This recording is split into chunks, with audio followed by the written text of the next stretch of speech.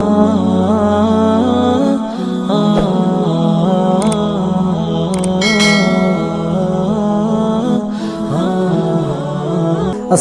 আলাইকুম ওয়া রাহমাতুল্লাহি ওয়া বারাকাতুহু।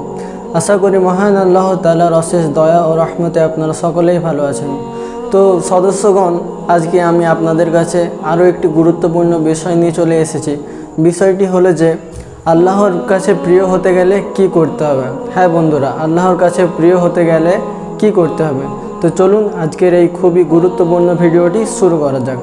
তো সম্মানীয় সদস্যগণ, যে আমরা আল্লাহর প্রিয় হব কি করে।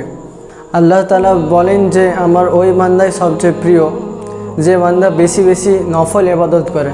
হ্যাঁ, তো আমাদেরকে আল্লাহর প্রিয় হতে গেলে নফল ইবাদত করতে হবে বেশি থেকে বেশি। নাম্বার 1, নফল নামাজ পড়তে হবে। আর নাম্বার 2, তাহাজ্জুদের নামাজ পড়তে হবে। তাহাজ্জুদের নামাজও পড়তে হবে বেশি করে। আর নাম্বার 3 হচ্ছে যে দোয়া করতে হবে। আল্লাহ তাআলা দোয়া হলো একটি ইবাদত, তার জন্য আমাদেরকে এই 3টি কাজ করতে হবে যদি আল্লাহর প্রিয় হতে চাই আমরা। ঠিক আছে বন্ধুরা, আজ থেকে করবো ইনশাআল্লাহ।